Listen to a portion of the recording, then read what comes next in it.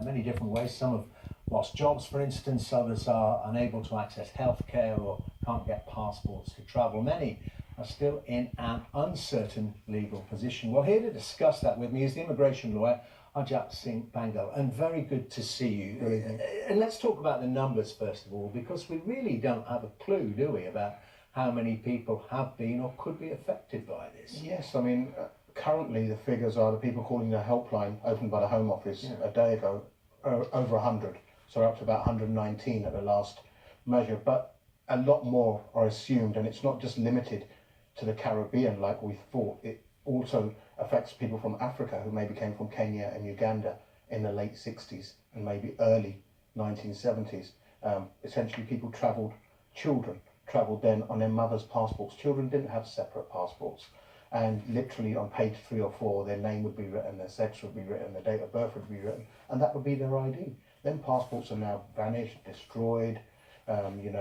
Siblings are fighting with each other, not giving each other passports, and as such these children are left in limbo. Now everything's being questioned after 2012.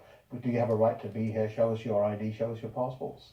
Have you been dealing with cases such as being illustrated over the past week or so? Have you been dealing with them for some time? It's been a hidden scandal, and only now is the full media attention fixed on it. We have been dealing with them since 2010, and it really escalated after 2012, since this hostile environment where landlords, employers have been asked to literally do immigration's job for them and check whether people have the right to work or the right to remain here before letting out property, before employing them.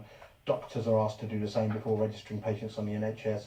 Nurses, surgeons now are doing the same. Banks, as the latest one this year, if you want to open a bank account, you have to have a visa, you have to have a British passport or a valid visa to stay here. So after that, people have really been caught up in this and said, well, hold on, I've been here 40, 50 years. I don't have a passport and I can't find my mother's passport where I came from. They've applied to the Home Office, and you would have thought the Home Office would have been reasonable and said, right, or you would have picked up the phone and just said, okay, can we talk to you about the situation, provide us with this evidence.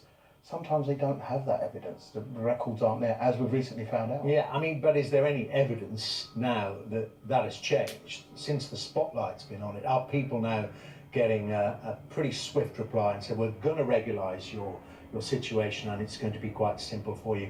I guess not. Probably not. The Home Office claim that they will deal with this situation in 2 weeks, but we've heard that before. We have cases that are outstanding for years, and the Home Office don't usually get it right.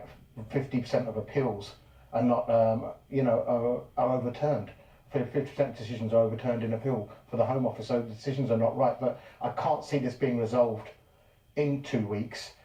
They still require a lot of evidence. The guidance says we want your NI number, we want your tax records, we want your wage slips, bank statements. For 30, 40 years, who's going to have that? I doubt if even I've got mine for the last 2 or 3 years. Well, are these people in effect stateless then? I mean, it's a strange kind of limbo then that they're in. They weren't stateless because essentially if they were here in 1973 on the 1st of Jan, and they're British, they're allowed to stay here.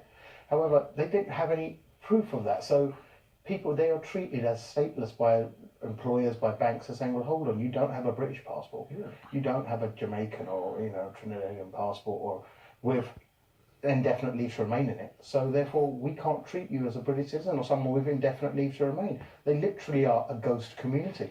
Just lastly, Mr. Bhangal, I mean, is it clear, well it isn't, that no one has been deported as a result of this? We don't know, and the only person that does know is the government. Everyone who is deported is fingerprinted, their biometrics are taken, their details are on file, so the government do know how many they're deported.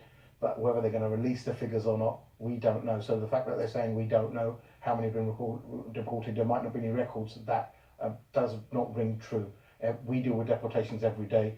There's a whole lot of paperwork involved. Everyone has their biometrics taken, even their swabs of the mouth and the retina scans. So everything is there on file. The numbers can be totted up probably in about 2 days. Whether we're going to ever find out or not is a different question. Harjap Singh Bhangal, very good to see you. Thank you very much. Thank you very much.